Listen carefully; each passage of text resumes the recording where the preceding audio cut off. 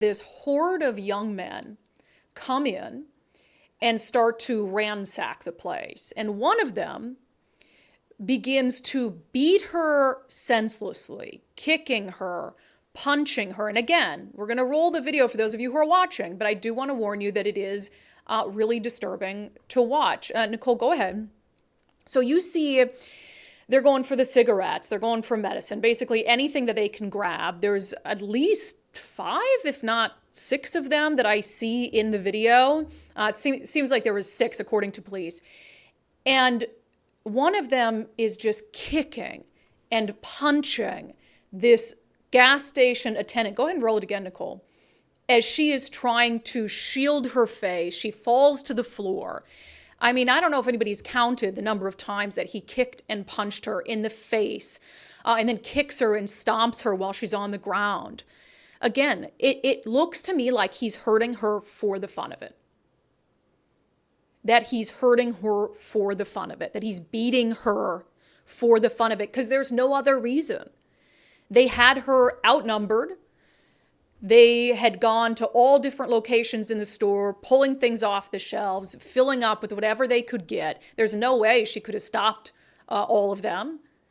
There was no reason, if the goal was just to go in there and steal things, to beat her senseless. But they did it anyway. Fox 13 spoke to the woman. And she, the attack lasted 25 seconds, but even watching the video, it seems like it went on forever. And I can't even imagine what it was like from her perspective. So here's her talking to Fox 13. At one point, I told him, "You can stop hitting me. I'm not fighting you."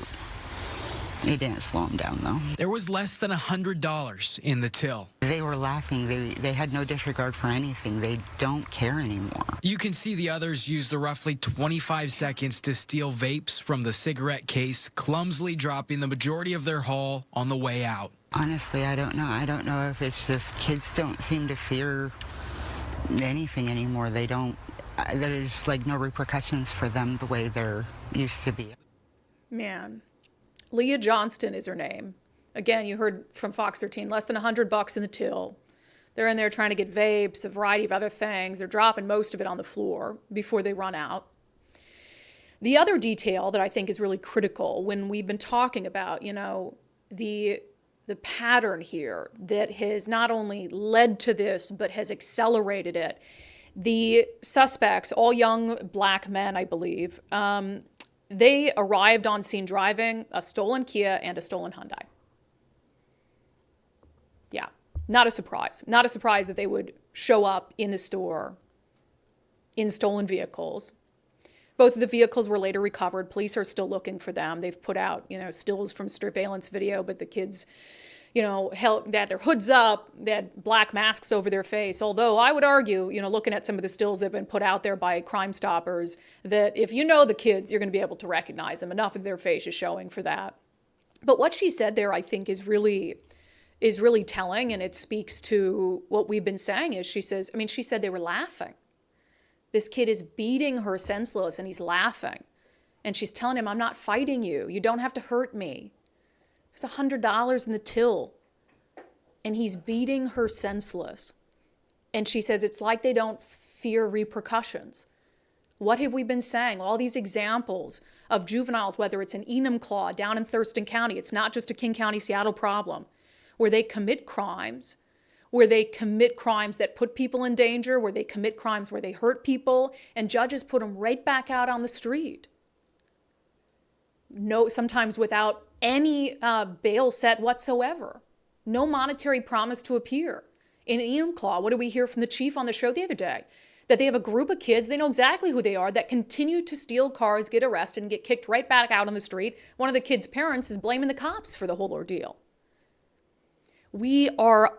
I think there's a variety of factors going on here. And one of them is certainly the laws. And the messaging from the top down in the state, from the governor to state lawmakers who are pushing soft on criminal policies, who are setting up this generation of kids to say, you're the victim. Society, in the way it's structured, is designed to hold you down and to keep you down, no matter what you do. So is it a wonder that these young people are reacting in this way? Well, if no matter what I do, I'm a victim because of the color of my skin, then why would I work hard? Why would I try hard? Why wouldn't I kick the system right back? The lawmakers are telling me I'm a victim. I'm a victim because of the color of my skin. I'm then trapped in victimhood. This is the mentality that our elected leaders are driving into, and I would argue the media, driving into these young people.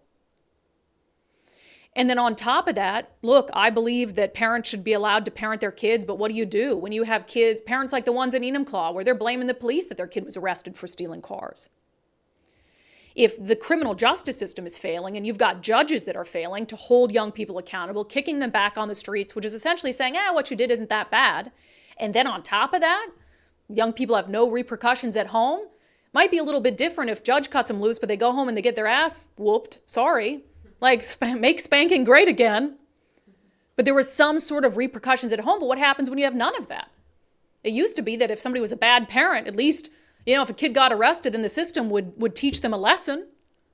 But now you have none of that. And we're surprised. We're supposed to be surprised. We've created perpetual victims who believe there's nothing that they can do, no amount of work that they can put in. Society will continue to hold them down because that's what they're preached to at school. That's what they're preached to in the media. That's what politicians say. Politicians pass laws to make things easier. And that's what judges say if they eventually even wind up in front of a judge.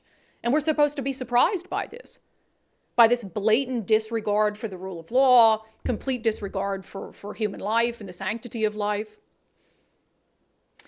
Now, this story is obviously bad, and my heart breaks for this woman. And I was watching another clip where she was saying that, you prepare for this as a gas station attendant, especially someone who works maybe overnights. You prepare for something like this, but you can never really be ready for it.